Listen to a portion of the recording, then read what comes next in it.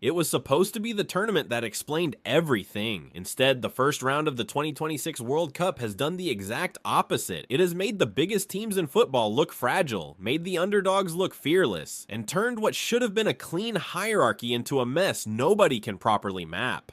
Every match that was supposed to give us clarity has produced another contradiction. England suddenly look brave. Portugal suddenly look easier to understand without their biggest name. France can look exposed for 45 minutes and unstoppable in the next 45. Brazil still haven't decided what Brazil even are. And somehow, after all the buildup, after all the predictions, after all the tactical previews and legacy talk and favorite rankings, the first round has left the entire tournament hanging on one uncomfortable idea. Maybe nobody actually knows what this World Cup is yet, and that is the mystery. Because this is not just a case of one upset, or one favorite underperforming, or one star having a bad night. This is something much more unsettling. This is a tournament where almost every major storyline has split in two. Every team has shown one face and then another. Every comfortable assumption has been followed by a warning sign. Every title contender comes with an asterisk, and the deeper you go, the stranger it gets, because the chaos is not random. It's connected. It's telling us something. The problem is that the message is still incomplete. Now, if you're a fan of one of the heavyweights, there is one thing worth saying before the panic fully sets in. World Cups do this. They always have. We've seen eventual champions stumble into tournaments looking awkward, tense, unfinished, even slightly broken. Argentina in 2022 lost to Saudi Arabia and looked like they had detonated their own campaign before it even started. Spain in 2010 lost their opener and still ended the month with the trophy. The point is not that every shaky start becomes a triumph. It doesn't. The point is that early World Cup football has a habit of humiliating certainty. It strips away pre-tournament marketing and exposes teams in raw form. Sometimes that exposure is temporary, sometimes it's fatal. And right now, that's exactly the problem. We still can't tell which flaws are just opening round nerves and which flaws are terminal. Start with England, because England may have produced one of the most dangerous developments of the first round, and not because they were bad. The problem is almost the opposite. For once, they looked willing to do something emotionally risky. They played with more aggression, more ambition, more tactical courage than people expected. There were moments where England didn't look like England at all. They looked like a team trying to dominate the game rather than survive it. And that sounds like progress until you remember England's actual history at these tournaments. The question is not whether they can play this way once. The question is what happens the moment pressure spikes. What happens when they go 1-0 down in a knockout game? What happens when the safe option is sitting right there? What happens when fear returns? Because that has always been the trap with England. Not talent, not even coaching necessarily. It's reversion, the instinct to retreat into caution the second the tournament starts feeling real. So now England have created a new problem for themselves. If they stay bold, they might finally become the version of themselves people have been waiting for. But if they revert, if they slide back into that familiar conservative shell, then this first round promise becomes something worse than a false dawn. It becomes evidence that they knew the right answer and still ran away from it. Then there's the United States, who might be the most entertaining risk in the entire competition and also one of the easiest teams to imagine imploding.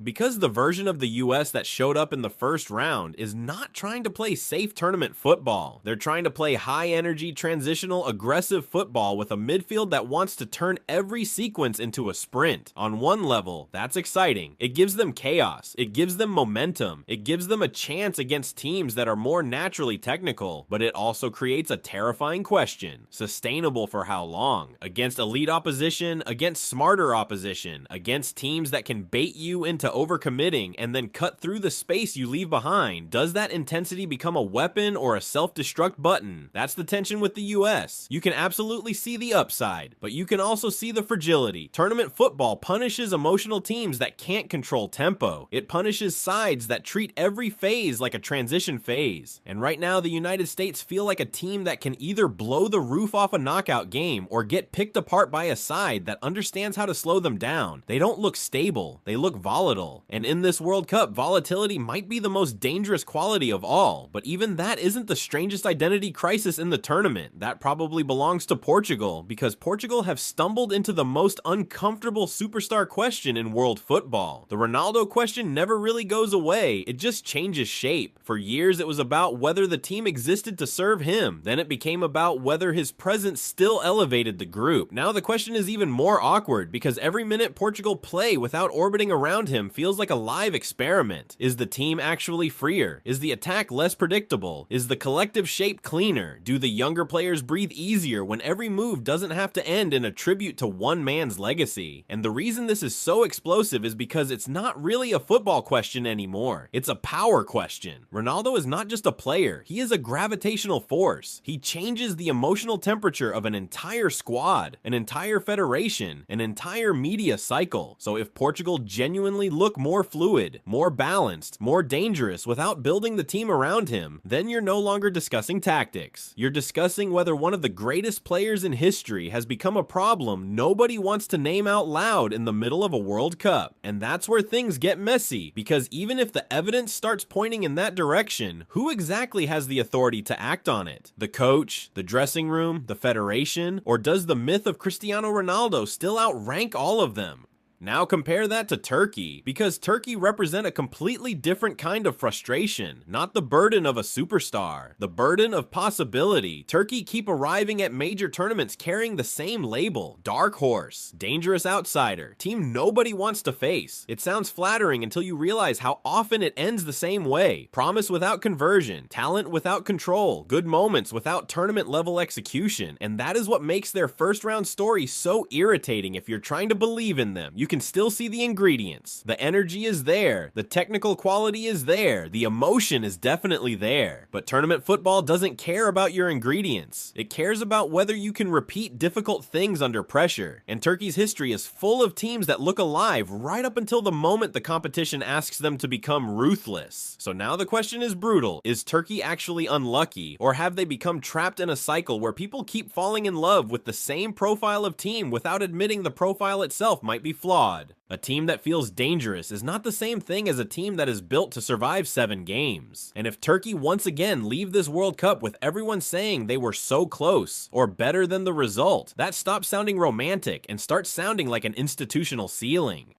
And while some teams are trying to escape old ceilings, others have suddenly stumbled into new stars. That's where the tournament gets really unpredictable, because every World Cup eventually creates a player who wasn't supposed to own this much of the conversation this early. The kind of player who turns from interesting prospect into global event in about 10 days. And right now, one of the names hovering around that territory is Yand Dimande for Ivory Coast. This is where tournaments become dangerous for established powers, because a breakout star doesn't just give an underdog more quality. He changes the psychology of the bracket. He changes how opponents prepare. He changes how teammates believe. Suddenly, a team that was supposed to be spirited starts playing like it expects something. And if Dimande really is becoming that kind of figure, then Ivory Coast stop being a nice story and start becoming one of those World Cup problems that nobody spots until it's too late. But even that comes with a warning. World Cups are full of players who explode for a week and then disappear under the weight of attention, tactical adjustment, and expectation. The jump from surprise weapon to marked man is brutal. Defenders get tighter, space disappears, touches get dirtier, and the real test of a breakout star is not the first statement performance. It's the second one, after the tournament has had time to notice him. If Dimande survives that shift, then this becomes one of the biggest stories in the competition. If he doesn't, then Ivory Coast are back to carrying a burden they know too well. Obvious talent, incomplete payoff. Then there's Tunisia, and Tunisia might have the most bizarre subplot of the first round, because their story now depends on one of football's strangest recurring characters, Herve Renard. Every few years, Renard reappears in international football like a man carrying his own mythology. The immaculate white shirt, the calm expression, the reputation for doing things that don't quite make sense until they suddenly do. He has built a career on short-term transformation, on walking into difficult national team situations and manufacturing belief at speed, which is exactly why Tunisia's situation is so fascinating. fascinating, because mid-tournament coaching changes are usually a sign of panic, not a path to salvation. They usually mean something has already gone badly wrong. They usually mean the structure underneath the team is weaker than anyone wants to admit. And yet Renard changes the emotional math. He creates the illusion that chaos can be turned into momentum, that instability can be weaponized, that a team can effectively reboot itself in the middle of the biggest tournament on the planet and somehow become more dangerous because of it. It sounds absurd. It probably is absurd, but football keeps giving him these moments where absurdity starts looking rational. The problem for Tunisia is that even if Renard can spark a reaction, he cannot fix structural limitations in a week. He cannot invent quality that isn't there. He cannot erase the fact that a mid-tournament reset is also a confession that the original plan failed. So Tunisia now sit in this weird space between miracle narrative and institutional embarrassment, and both possibilities feel alive. France, though, might be the team that tells us the most about how broken our reading of this tournament really is, because France can look vulnerable enough to trigger concern and overwhelming enough to end the conversation, sometimes in the same match, one half, and you're watching a side that seems open, slightly disconnected, weirdly passive out of possession, the kind of team that can be reached if you're brave enough. The next half and you're watching a machine. The speed, the physicality, the depth, the quality of the final action, it all floods the pitch at once, and suddenly the opponent looks like they've made a terrible mistake by waking them up. So which France is real?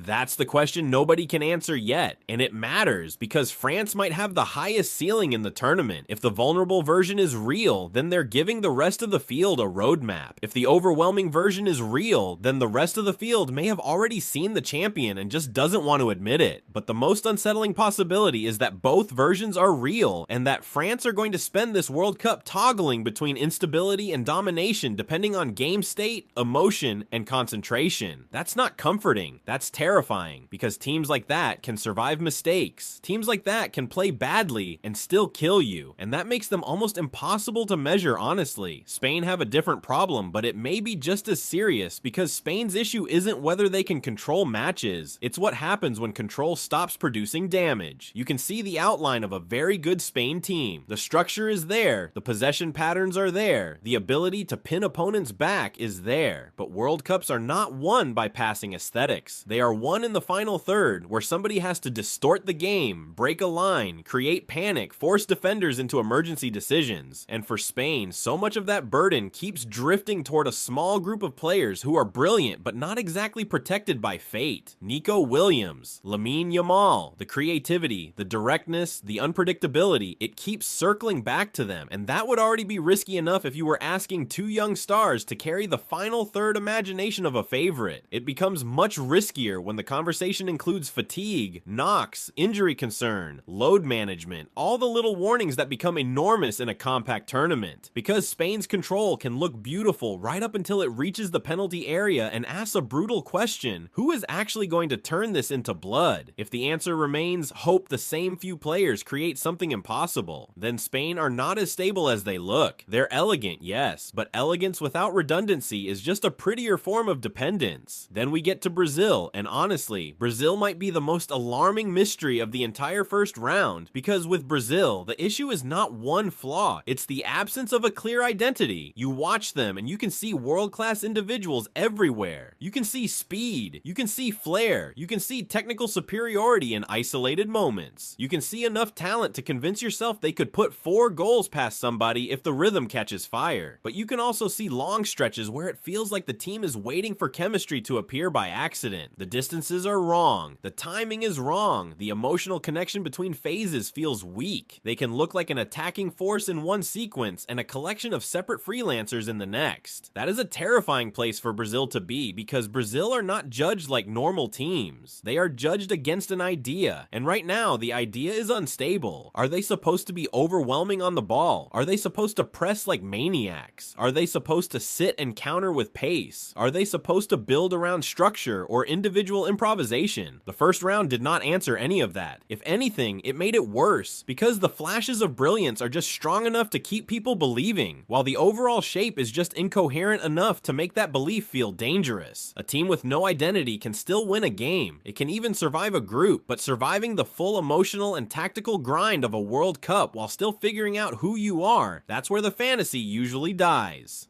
And while the traditional giants are busy wrestling with themselves, another storyline has been creeping up on the tournament and quietly changing the power map, the performance of African teams. This matters because it's not just about a couple of good results. It feels bigger than that. It feels like a shift in readiness. The athleticism was never the question. The talent was never the question. What often separated African sides from the deepest tournament runs was rhythm under pressure, game management, the ability to carry continental intensity into a World Cup without losing shape at the worst moment. But now there are signs that the gap may be shrinking. Recent continental competition has been brutal, tactical, emotionally exhausting, and maybe that matters more than people realized. Maybe those experiences are translating. Maybe those teams are arriving at this World Cup with a level of resilience that older stereotypes simply failed to account for. And if that's true, then the consequences are massive, because it doesn't just mean a few more competitive group games. It means the old bracket assumptions become useless. It means favorable draw starts meaning less. It means big-name nations have to prepare for opponents who are no longer just dangerous physically or emotionally, but strategically mature enough to punish arrogance. And once that starts happening, the entire tournament becomes less stable for everyone. Not because the favorites are weaker, necessarily, but because the middle tier has become much more capable of dragging them into honest fights. And then, because this World Cup clearly wasn't chaotic enough, there's Lionel Messi. Messi's subplot should be simple by now. He's older. The legs are not what they were. The volume of influence is lower. The game should be moving away from him. That should be the story. Except it never stays that simple with Messi, because he has reached that bizarre late career phase where decline is visible right up until the moment it becomes irrelevant. He can spend large stretches looking human, slower, quieter, more selective, and then in one action, one pass, one feint, one dead ball, one tiny pocket of genius, he completely changes the temperature of the match. That is the paradox with Messi at this stage. He no longer needs to dominate every minute to dominate the narrative. He just needs a moment, one perfect moment. And tournament football is uniquely vulnerable to players like that, because knockout games can be decided by exactly one rupture in concentration. So now every opponent has to solve a ridiculous equation. How do you manage a player who may not control the game, but may still control the result? How do you plan for someone whose decline is real and whose danger remains absolute? And if Argentina are good enough structurally to carry the physical burden around him, then Messi becomes something even scarier than peak Messi in some ways. Not the center of every attack, the final judge of them. Now, at this point, the obvious counter-argument is that this is all too dramatic. It's one round, that's it. Teams are rusty, players are nervous, coaches are hiding things, favorites usually grow into tournaments. The sample size is tiny, and all of that is fair. In fact, it's more than fair. It's necessary. If you overreact to opening matches, you can talk yourself into narratives that collapse within 4 days. But here's the problem. Even if we accept all of that, even if we accept that the first round is often deceptive, it still doesn't erase what this first round has revealed. England's courage still has to survive pressure. The US still have to prove their chaos can be controlled. Portugal still have to answer the Ronaldo question. Turkey still have to prove they are more than a recurring temptation. Ivory Coast still have to show that breakout energy can survive tactical attention. Tunisia still have to prove a mid-tournament intervention is anything more than desperation in a nicer outfit. France still have to tell us which half of themselves is real. Spain still have to prove their creativity isn't hanging by a thread. Brazil still have to choose a personality. African teams still have to show that this is a shift, not a spike. Messi still has to keep cheating time. That's why the mystery won't go away. This first round was supposed to be a sorting mechanism. It was supposed to show us the hierarchy. It was supposed to separate contenders from pretenders, settle the form teams, expose the weak links, and give the tournament a clean direction. Instead, it has done something much more unsettling. It has taken almost every major storyline and left it unresolved on purpose. Not unresolved because nothing happened. Unresolved because too much happened at once, and half of it points in opposite directions. And maybe that's the real story of this World Cup. Not that the favorites are collapsing, not that the underdogs are taking over, not that one legend is finished or one new star has arrived or one tactical system has solved the tournament. The real story might be that the first round has exposed a competition with no stable center. A World Cup where almost every serious contender carries a flaw big enough to kill them, and almost every outsider carries enough belief to make that flaw matter. That's what makes this dangerous. Because once a tournament starts behaving like this, reputations stop protecting people, logic stops stops protecting people. You stop asking who the best team is and start asking who can survive the confusion, who can absorb a bad half without panicking, who can win without playing well, who can adjust without betraying themselves, who can solve a problem before it becomes a crisis, and maybe most importantly, who can tell the difference between a warning sign and a death sentence while there's still time to do something about it. Right now, nobody can, and that's why the 2026 World Cup feels less like a competition that has begun and more like a mystery that has only just opened, because after the first round, we still don't know if England are brave enough, if France are stable enough, if Brazil are coherent enough, if Spain are explosive enough, if Portugal are ruthless enough, if the United States are disciplined enough, if the African surge is real enough, if the underdogs are deep enough, or if Messi still has one more impossible month left in him. All we know is that the tournament was supposed to give us answers. Instead, it gave us 11 new problems, and the worst part is that some of those problems are about to collide with each other.